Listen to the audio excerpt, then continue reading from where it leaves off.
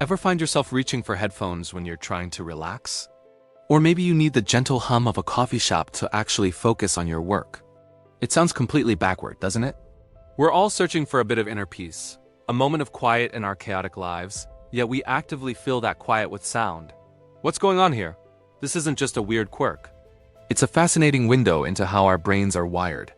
Today, we're diving deep into the surprising neurological reasons why your brain, in its quest for tranquility, actually craves noise. And trust me, understanding this paradox is going to unlock a whole new way for you to find that calm you've been looking for. Picture this. You've set aside time for meditation. You sit down, close your eyes, and try to embrace the silence. But instead of blissful quiet, your mind explodes. Suddenly, you're replaying a conversation from yesterday, worrying about your to-do list, and wondering what you're going to have for dinner. The silence is deafeningly loud with your own thoughts. Or how about this? You're trying to study for a big exam in a dead-silent library, but every tiny creak and cough pulls you away. Then you put on some ambient music, and suddenly, you can focus. This is the central paradox we're exploring. Why do we crave inner peace, yet our brains seem to sabotage us with internal chatter or seek out external noise? Let's take a journey into the brain and uncover the surprising mechanisms that explain this seemingly contradictory behavior. The main character in this story is a part of your brain called the default mode network, or DMN for short. Think of the DMN as your brain's idle mode. When you're not focused on a specific task, the DMN lights up. It's responsible for self-reflection, daydreaming, remembering the past, and planning for the future. It's essentially the voice in your head. And in true, absolute silence, with nothing else to process, the DMN can go into overdrive. It starts to ruminate, spinning thoughts around, and can even amplify feelings of anxiety. That internal buzzing you feel in a quiet room? That's your DMN running wild.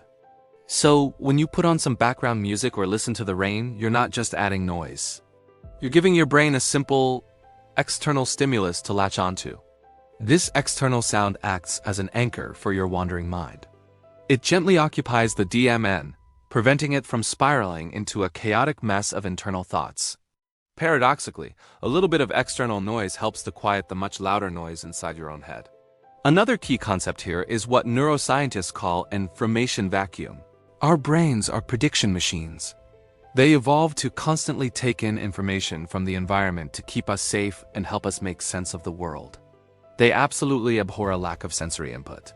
When you plunge your brain into total silence, you create a vacuum. And what does the brain do? It rushes to fill that vacuum with its own content memories, worries, and random thoughts.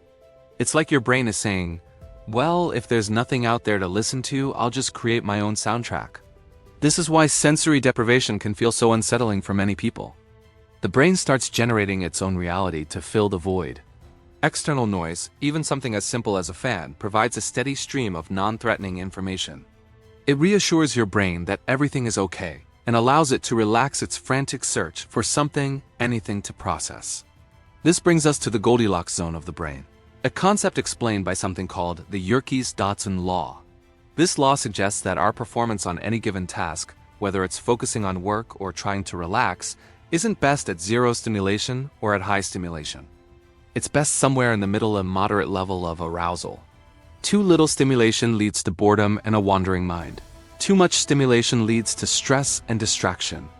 Soft ambient sounds can really help you find that sweet spot for peak performance and comfy focus. Now, not all noise is created equal.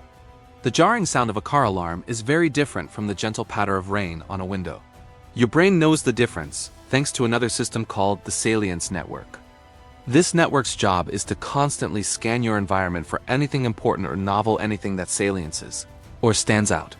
A sudden, unpredictable sound will immediately grab your attention because the salience network flags it as potentially important. However, a steady, predictable sound like white noise, pink noise, or ambient nature sounds gets filtered out. The salience network learns that this sound isn't a threat and doesn't require your attention. This allows the sound to work its magic in the background, occupying your DMN without actually distracting you. It creates a sound cocoon that masks the distracting, salient noises of the outside world, helping you focus or relax more deeply. So if our brains need a certain level of stimulus, how can we use this knowledge to our advantage? This is where we shift our perspective from seeing noise as a distraction to using it as a deliberate tool. We can actively engage in what you might call soundscaping, our inner world. Instead of fighting your brain's craving for noise, you can feed it exactly what it needs to find peace. This is the entire principle behind guided meditations that use a soothing voice or background music. The guide's voice and the gentle music provide that anchor for your default mode network, guiding your thoughts instead of letting them run wild. Think about the rise of nature soundscapes, ASMR, or even binaural beats. These aren't just trendy fads. They are powerful tools for brain state management.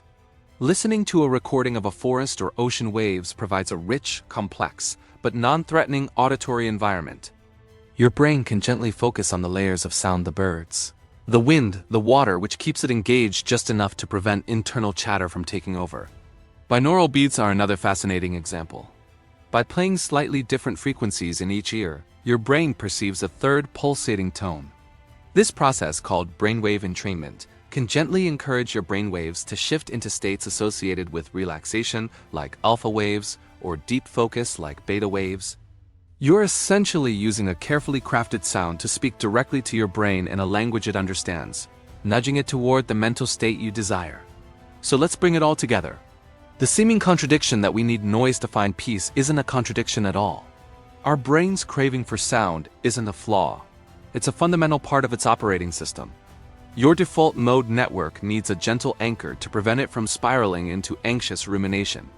Your brain abhors an information vacuum and will fill silence with its own internal noise. And your performance and relaxation are optimized in a Goldilocks zone of moderate stimulation, not in a void. By understanding these mechanisms, we can stop fighting our brains and start working with them. So what can you do starting today? Experiment. If you find it hard to meditate in silence, don't give up. Try a guided meditation app.